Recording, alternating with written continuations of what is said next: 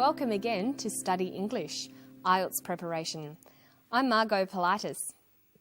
If you've been on a flight recently, you will have heard about the danger of sitting still for a long time in an aeroplane, apart from the danger of boredom, that is.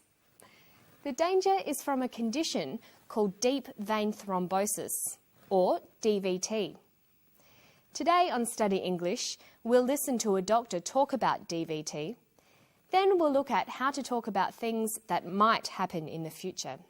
Deep vein thrombosis is where a clot forms in the calf veins and occasionally in the veins of the leg, sometimes in the veins of the pelvis.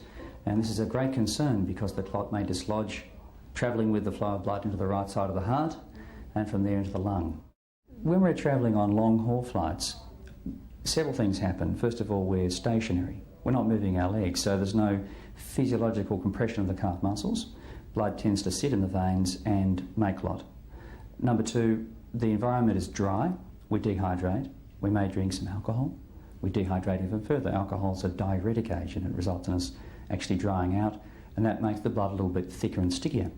And these factors lead to clotting. Sometimes, perhaps particularly in the economy section of an aeroplane, we may be a little bit cramped and our leg may be slightly compressed on the seat. This could further prevent blood flow back to the heart and trap blood in the leg where clotting may occur. Dr. Crantock was talking about things that could happen, may happen, or perhaps will happen in the future. Perhaps is an adverb. It's a word like maybe or possibly. It gives a statement the sense that the speaker is not sure if the thing will happen.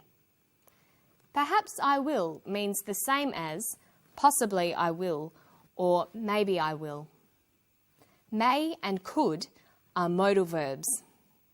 May has a number of meanings. The most common use is when you are asking permission. May I come in?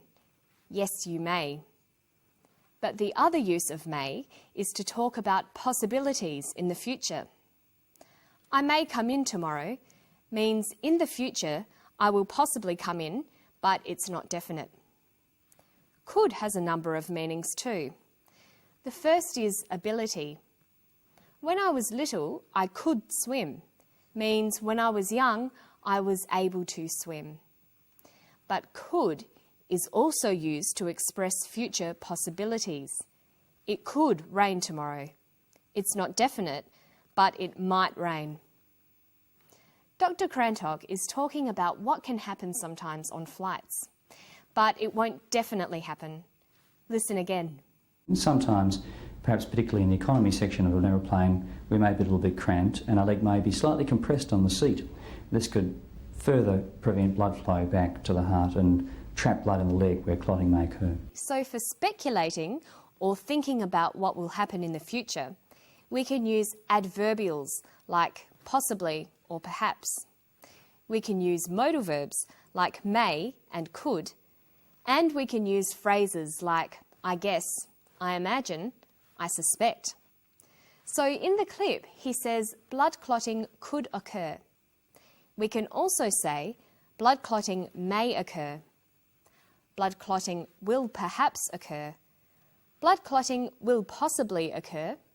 I suspect blood clotting will occur.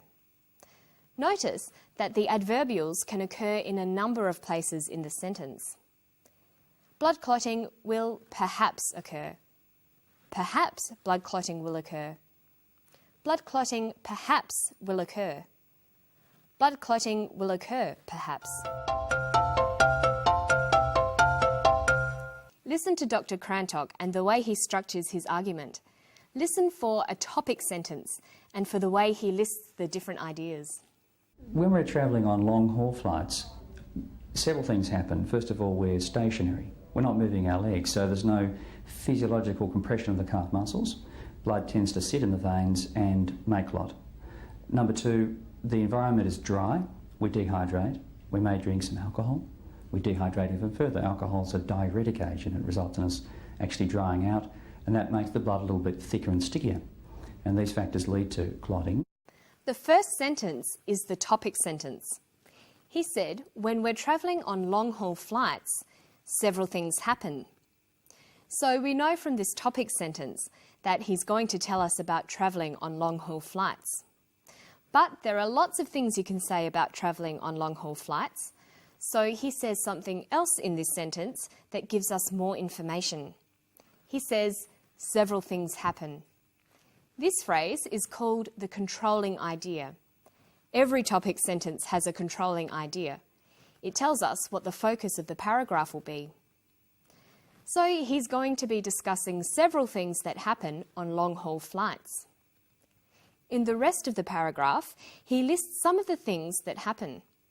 He raises the points one by one and discusses them in detail.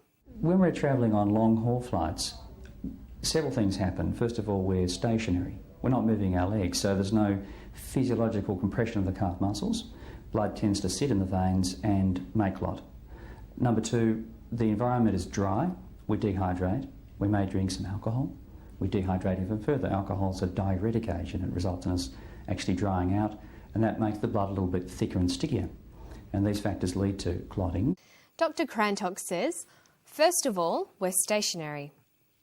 This is the first factor in his argument. People are stationary or sitting still. He says, number two, the environment is dry. This indicates it is the second factor in his argument. Moving on through the argument, you can keep discussing factors by using transition signals, such as another factor is, in addition or additionally, furthermore, above all. You could also use next, but this is quite informal as well. The last reason or item in the list could be introduced by lastly or finally. It's good practice to watch out for these transition devices when listening to someone talk. They'll help you to follow an argument more clearly. Finally for today, let's look at some definitions. Dr. Crantock gives a definition of the condition he is talking about because it's an unusual medical term. Deep vein thrombosis is where a clot forms in the calf veins and occasionally in the veins of the leg, sometimes in the veins of the pelvis. He says, deep vein thrombosis is where a clot forms in the calf veins. This is a common pattern for giving a definition. First, name the thing being defined. In this case, it's deep vein thrombosis. Secondly, use the verb to be, is or are. Here we'd say deep vein thrombosis is.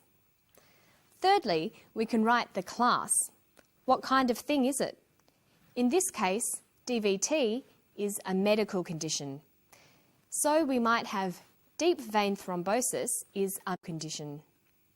Next, we use a word like which, who, where, or that.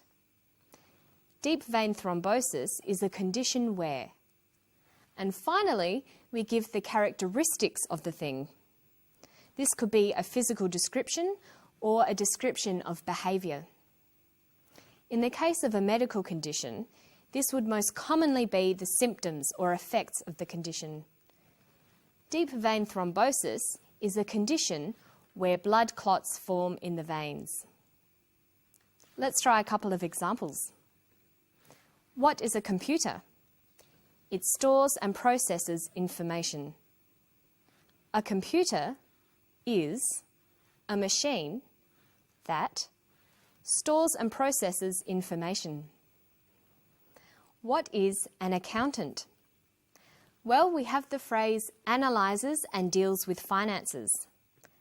An accountant is a person who analyses and deals with finances.